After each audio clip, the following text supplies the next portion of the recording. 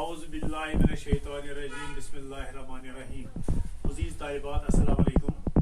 امید ہے کہ آپ خیریت سے ہوں گے۔ آج ہم عرش سیبائی کی غزل پڑھنے جا رہے ہیں۔ غزل یوں ہے: کون سا وہ زخمی دل تھا جو تر و تازہ نہ تھا، زندگی میں اتنے غم تھے جن کا اندازہ نہ تھا، ہم نکل سکتے بھی تو کیوں کر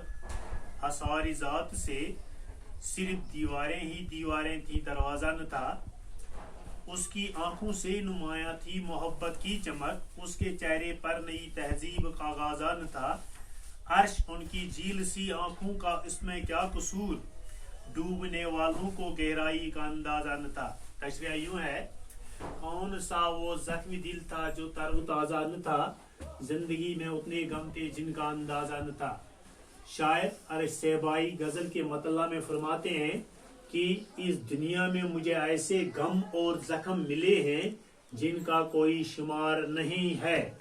ان زخموں کو میں نے بھلانے کی کوشش کی لیکن میں ان کو بھلا نہ سکا، ہم نکل سکتے بھی تو کیوں کر حصار ذات سے، صرف دیواریں ہی دیواریں تھی دروازہ نہ تھا۔ شاعر فرماتے ہیں کہ اللہ تعالیٰ نے انسان کو دنیا میں پیدا کیا ہے، اور جب تک انسان دنیا میں زندہ رہتا ہے وہ اپنے آپ کو قیدی تصور کرتا ہے، اس کا اس چار دیواری سے خود نکلنا ناممکن ہے۔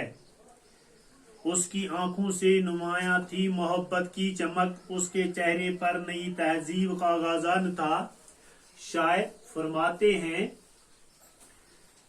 کہ میں میرے محبوب کی محبت کو میں انتہائی پاکیزہ مانتا ہوں، اس کی چمکیلی آنکھوں میں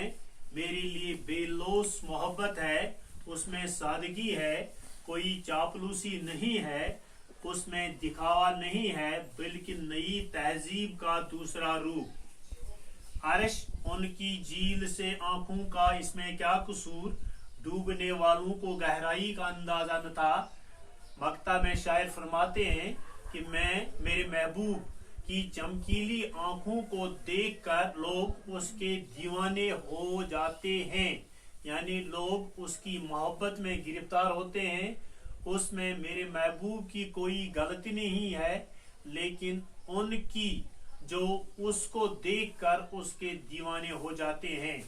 غزل نمبر 2 یوں ہے: ہر ایک رنگ میں کاٹیں گے ہم سزا ہی سہی، یہ زندگی کسی مفلس کی بد دعا ہی سہی،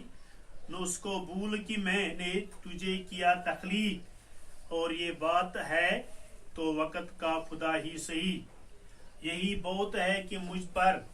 تیری توجہ ہے، تیری نگاہ کا اندازہ دوسرا ہی سہی، میری روح میں تعلیل ہو چکا ہے عرش، اگر وہ مجھ سے جدا ہے چلو جدا ہی سہی۔ تشریح یوں ہے: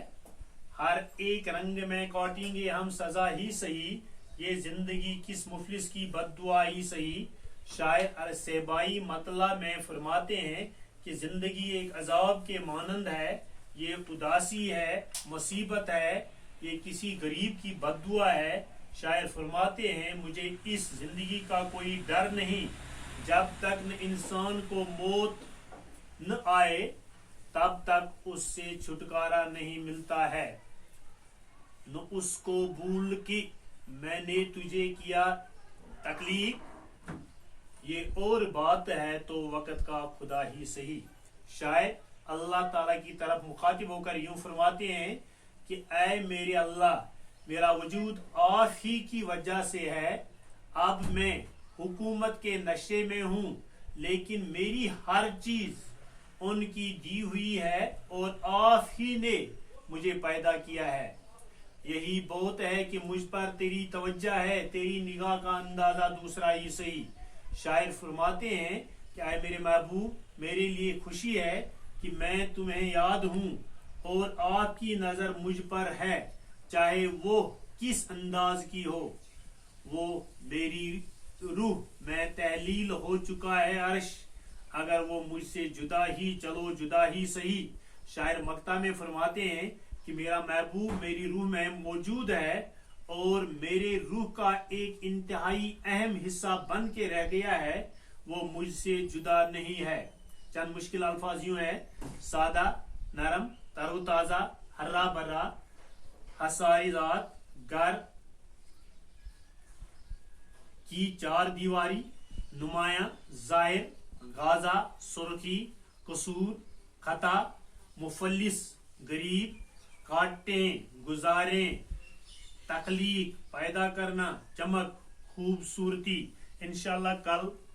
نئی غزل کا آغاز کریں گے. وسلام.